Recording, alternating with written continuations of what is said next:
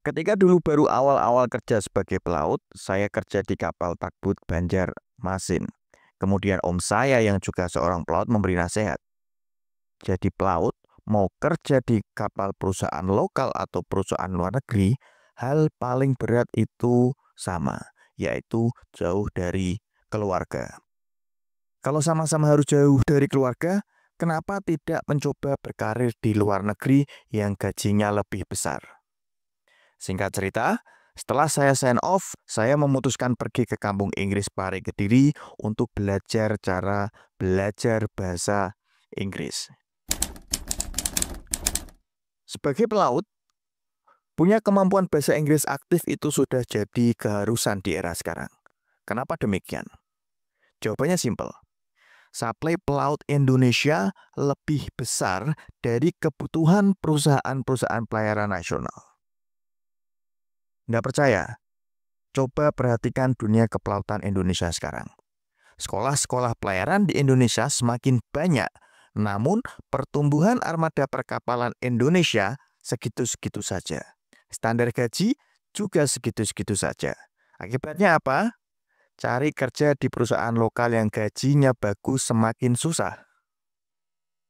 Bahkan banyak lulusan-lulusan sekolah pelayaran yang seharusnya lulus jadi perwira di kapal, tapi terpaksa kerja di kapal lokal sebagai EPI dan oiler. Kenapa banyak pelaut Indonesia yang tidak mencoba kerja di kapal luar? Jawabannya bervariasi, tapi yang jelas kalau tidak bisa berkomunikasi dengan bahasa Inggris, ya tipis kesempatannya. Intinya, kalau mau punya kesempatan karir yang lebih luas, ya let's go. Mari mulai belajar bahasa Inggris. Pak, bahasa Inggris saya cuma bisa yes dan no. Bagaimana cara meningkatkannya?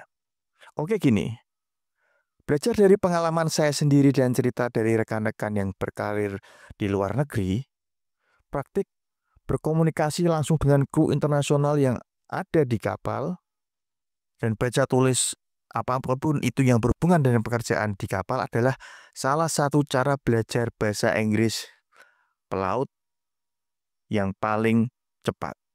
Namun, untuk bisa diterima kerja di kapal perusahaan luar yang bagus ya, pada umumnya harus lolos interview oleh owner. Dan interviewnya ya pasti pakai bahasa Inggris. Pak, itu ada broker atau agen-agen yang sering lewat di TikTok, FB, WA, Instagram. Mereka sering posting.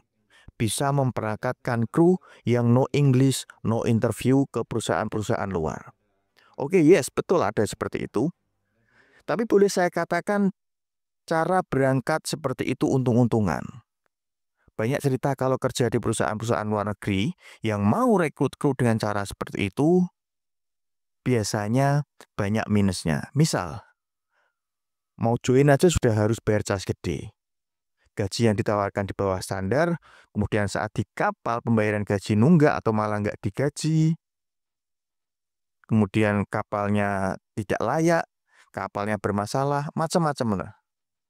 Intinya, perusahaan yang manajemennya bagus dan gajinya bagus pasti menerapkan prosedur rekrutmen yang standar dilakukan oleh semua perusahaan pada umumnya, di mana pasti ada dilakukan interview dalam salah satu tahapannya.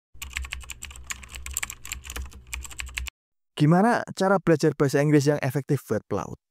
Oke, saya akan membagikan 4 tips yang dulu saya gunakan saat awal-awal serius belajar bahasa Inggris.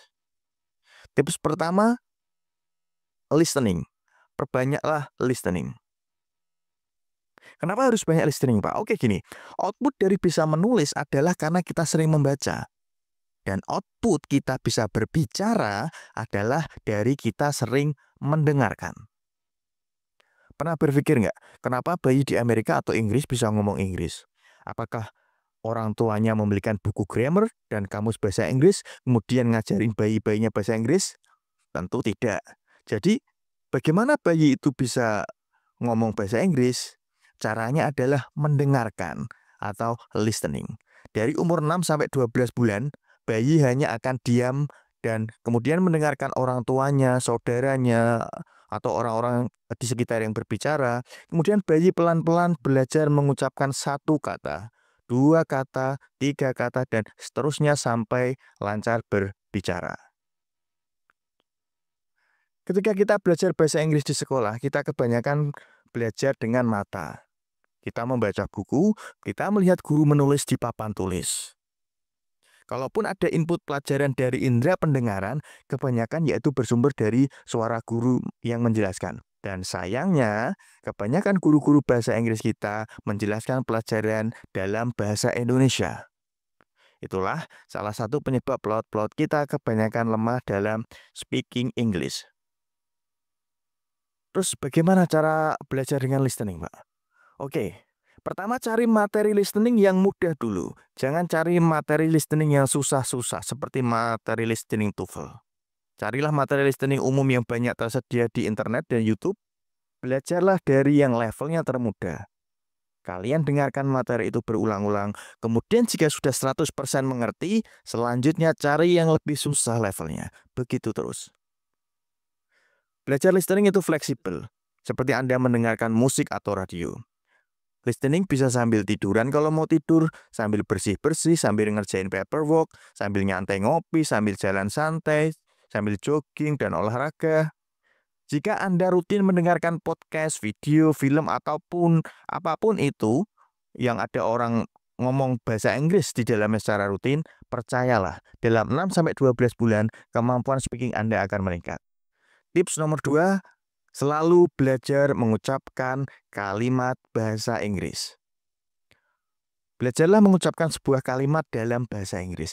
Jangan pernah hanya menghafal vocabulary satu demi satu kata. Tidak harus mengucapkan satu kalimat penuh jika belum mampu, yang penting lebih dari satu kata. Metode ini sangat efektif, karena selain mampu menambah kosakata bahasa Inggris, kalian juga akan otomatis belajar dan menguasai grammar saat speaking. Jadi mulai sekarang, silakan belajar mengucapkan kalimat dalam bahasa Inggris yang berhubungan dengan pekerjaan Anda di kapal, apapun itu. Kalau Anda orang dek, ya belajarlah kalimat-kalimat tentang pekerjaan orang dek, seperti mooring operation, cargo operation, navigation. Kalau Anda orang mesin, ya belajarlah kalimat tentang pekerjaan orang mesin. Dan jangan lupa belajarlah kalimat-kalimat tentang alat dan prosedur keselamatan. Karena ini pasti juga akan ditanyakan nanti saat Anda interview. Tips nomor 3, jangan belajar grammar rules. Zaman kita sekolah di SMP, SMA, atau perguruan tinggi, pelajaran paling banyak diajarkan adalah grammar. Jadi tidak heran hasilnya adalah mayoritas warga negara Indonesia bisa baca tulis Inggris tapi susah berbicara bahasa Inggris. Video ini saya fokuskan untuk sharing apa metode belajar yang tepat agar kita lebih cepat fasih ngomong Inggris. Jadi singkirkan dulu buku atau aplikasi grammar Anda. Singkirkan itu semua dulu. Lah Pak, Marlintes kan banyak soal tentang grammar. Oke, untuk pembahasan cara mengerjakan Marlintes akan saya buatkan video yang lain. Video ini saya akan berbicara tentang menghadapi interview, persiapan menghadapi interview. Dan dalam interview Anda tidak akan ditanya apa itu present perfect tense, apa itu simple past tense, apa itu singular, apa itu plural, tidak akan. Tips nomor 4, cobalah berpikir dalam bahasa Inggris. Salah satu cara cepat bisa lancar bahasa Inggris adalah berpikir dalam bahasa Inggris. Ketika kita ingin mengucapkan sebuah kalimat, cobalah berhenti menerjemahkan bahasa Indonesia ke bahasa Inggris dalam kepala Anda. Cobalah berpikir langsung dalam bahasa Inggris jika ingin berbicara sesuatu atau melakukan sesuatu. Awalnya memang susah, tapi dengan latihan yang rutin, hal ini akan lama-lama menjadikan kemampuan speaking kita semakin lancar. Belajar apapun itu pasti memerlukan waktu, cepat atau lambat tergantung niat dan usaha masing-masing.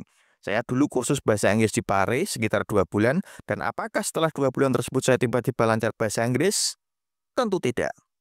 Oleh-oleh yang saya dapat dari kampung Inggris adalah cara belajar bahasa Inggris yang benar. Kemudian saya lanjutkan belajar sendiri ketika di rumah dan saat di kapal. Baik, demikian video saya kali ini. Sampai jumpa di video-video selanjutnya. Jangan lupa like, subscribe biar saya lebih semangat buat video selanjutnya. Bye.